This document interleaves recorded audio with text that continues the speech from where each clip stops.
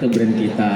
Bagaimana mereka untuk mengingat ini, kadang-kadang kita cuma berpikir brand itu cuma sebuah nama. Tapi sebetulnya brand ini banyak sekali yang harus kita buat di situ, mulai dari sebuah brand nama, kemudian kita tarik lagi menjadi sebuah logo, di mana logo ini menceritakan sebuah brand ini yang lebih simple lagi dilihat orang, dan di dalam brand ini juga ada yang namanya brand color yang harus kita keluarkan, sehingga orang di sini sangat-sangatlah kuat mendapatkan itu semua dari segala unsur sisi. Sedikit saya bercerita mungkin dengan teman-teman yang ada di sini. Kami kemarin di Belitung itu ada kegiatan G20 International Event. Dan alhamdulillah di Belitung ini sekarang ini event-event internasionalnya cukup banyak sekali, Bu. Jadi tantangan bagi kami untuk UMKM itu bergerak bagaimana untuk menjadi UMKM yang siap go internasional. Nah, disitulah kami juga akan alhamdulillah sebagai batik pertama di Pulau Belitung, kami sudah mempersiapkan diri juga untuk itu. Jadi selain kami punya brand color, sebagai kami kedua punya logo yang sudah kuat, kami juga memiliki dua bahasa yang akan kami tampilkan di situ, sehingga kita bisa menjadi produk internasional. Dan ini kami pada saat kami dikurasi untuk mengikuti ini, itu tidak ada kendala. Jadi bagi saya, teman-teman yang ada di sini, make your dream come true. Buatlah mimpi itu kamu. Jadi kita bermimpi. Jadi jangan bilang kalau kita bermimpi itu jadi pemimpi, tapi kalau bermimpi yang nggak ada action memang pemimpi menurut saya. Tapi buatlah mimpi itu menjadi sebuah kenyataan. Jadi kalau bilang ketinggian, nggak usah mikir gitu menurut saya. Tapi pasti iPhone akan datang, karena Indonesia sangatlah luar biasa perkembangannya, apalagi untuk UMKM. Itu mungkin tambahan saya. Tepuk tangan boleh Bapak Ibu hadirin. Wah, jadi memang sangat penting sekali ya, berkaitan semuanya ya. Pertama, kita kalau kita mau jadi UKM harus tanggung jawab dari brand atau nama brandnya ya. Terus kalau udah ketemu nama brandnya, itu kita harus berani untuk hakinya ya, untuk mendaftarkan haki. Karena semakin kuat ya Bu ya. Oke, nah selain itu kalau udah terdaftar nih, brandnya juga udah ada, terus udah terdaftar hakinya. Nah, cara untuk masarinnya nih, untuk memperkenalkan produk kita ke masyarakat itu cara yang sangat mudah. Itu sesimpel apa sih? Mungkin dari Mbak Sally atau Pak Mahendra, atau Mbak Dewi ada jurus unggulan gitu untuk memasarkan produk ke masyarakat gitu, untuk memperkenalkan? Ya, oke. Kalau saya positioning yang pertama harus kita pikirkan secara, selain produk kita, positioning atas brand atau produk kita adalah sangat penting. Siapa sih market yang akan dituju? Siapa yang akan pakai produk kita? Produk apa yang akan kita tonjolkan? Itu dulu yang harus disiapkan. Positioning. Ini kalau kita lihat di slide ini ya. Dan kita harus mempunyai value dari produk kita. Value dari produk kita itu penting, dan kita harus punya manfaat produk kita secara logis maupun emosional. Iya. Itu yang harus kita punya dari positioning. Kalau ditanya apa sih manfaat logis atau emosional itu maksudnya? Kalau manfaat logis itu misalnya satu lembar kain, itu bisa digunakan sebagai apa? Itu manfaat logis. Tapi kalau manfaat emosional tuh kita bisa bilang, kain ini ditenun selama 6 bulan oleh perajin, oleh ibu-ibu perajin yang ada di desa ini. Jadi kita tahu value-nya. Misalnya kain itu dijual dengan harga 1 juta. Oh, kain 1 juta dibuatnya 6 bulan ya. Jadi ibu-ibu nggak ada yang mau nawar kalau beli kain. Bener. Karena tahu buat kain itu susah. Itu adalah manfaat secara emosional yang kita pakai gitu. Pasti dari Mbak Sally atau Mas Mahendra pasti juga ada pertimbangan itu. Ini salah satu juga dong, ini salah satu produk unggulan dari tenun cual ya? Tenun cual ini motif apa nih? Kak, ada namanya nggak? Kan biasa kan. Nanti kami akan menjelaskan secara motifnya dari memang ekspor yang kami punya. Oh, Jadi jadi ada sesi nanti akan kami jelaskan. ada ya, wah sebenarnya sudah nggak sabar duluan nih Pak. Oke, baik. Nah kalau Mbak Dewi bilang kan, jadi kita harus tahu dulu nih target marketnya kemana ya berarti ya.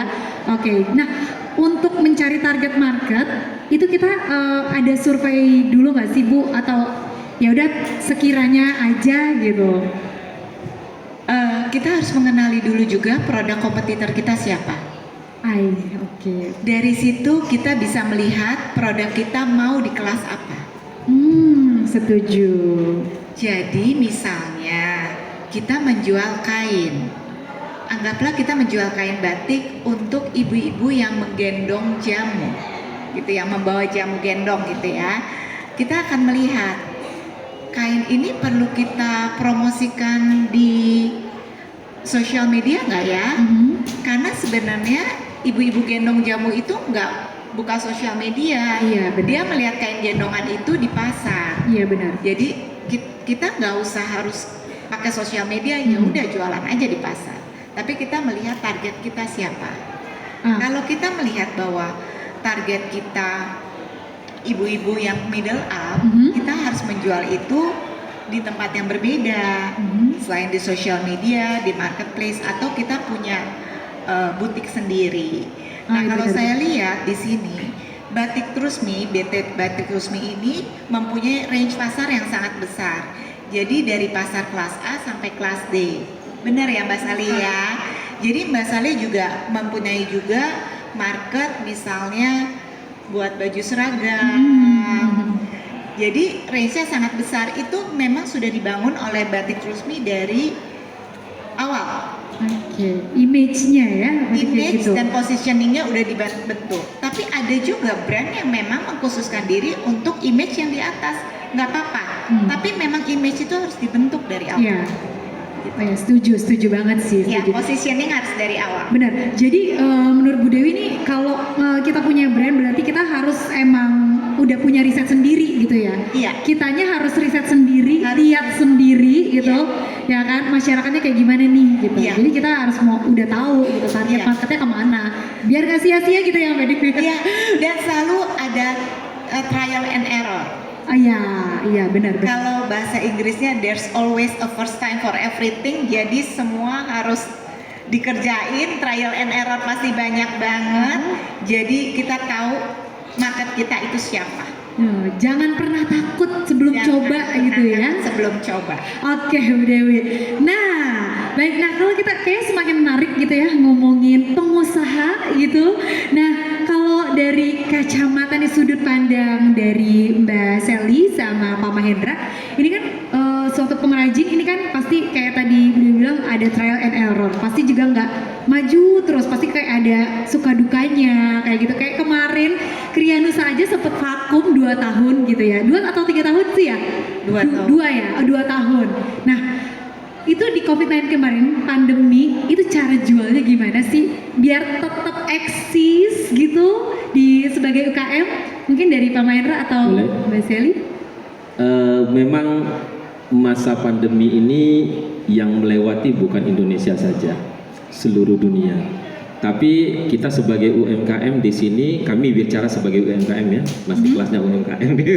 Jadi harus smart UMKM. Nah, bagaimana caranya kita mensiasati dalam kondisi seperti ini adalah kita tidak, yang jelas satu, kita tidak patah semangat, ya. Dan kita harus, ini ada kalau kita bilang semua permasalahan ini ada hikmahnya.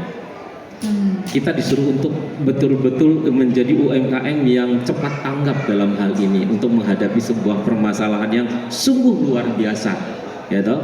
Apalagi di Belitung ini sama hampir jadi Bali kedua ya. Jadi kami sangat sangat tergantung dengan para turis atau wisatawan yang masuk ke Pulau Belitung. Nah, di mana kalau sudah mengenai masa pandemi itu semua stop. Jadi kalau saya mengajarkan dengan tim kami, dengan manajemen kami, bahwa kami di sini disuruh secara wajib untuk belajar lagi bagaimana ilmu marketing online. Jadi kita nggak bisa berdiam diri, tidak bisa menangisi, meratapi, tapi kita belajar, oh ternyata kita di kondisi seperti ini yang dulunya kita tidak melirik dunia online, sekarang kita harus belajar dunia online. Harus Sehingga beradaptasi. apa yang kita punya, produk yang kita punya itu bisa dilihat dan dinikmati dan dibeli dari orang, bukan hanya datang secara offline.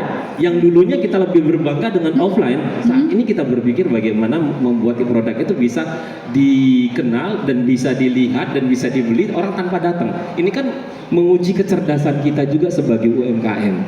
Nah, di situ saya juga dengan tim saya juga membuat strategi bahwa pada saat pada saat masa pandemi ini apa yang harus kita lakukan sehingga pada masa endemi kita bukan lagi starting dari situ startnya, tapi kita sudah startnya dari masa pandemi. Tadi pada saat masa endemi kita sudah leading. Nah, begitu pada saat strategi kami mempromosikan melalui event-event nasional dengan kami memang lebih kuat brand kami dengan fashion. Karena saya sebagai fashion designer dari Belitung, jadi kami membuat event-event seperti Mbak Tresmi. Jadi Mbak Sally ini kan juga ikut gitu. Jadi kita ikut di Movefest, kita ikut di ini. Nah, pada saat endemi sekarang kita sudah banyak istilahnya dikenal orang dengan media online. Kita di situ backgroundnya kita, knowledge-nya kita. Kita juga harus jualan knowledge dong gitu. Nah, tapi jangan berdiam diri di situ. Kemudian saat ini yang terpenting bagi kami, bagi UMKM adalah tidak bisa bekerja sendiri, tapi masanya kolaborasi.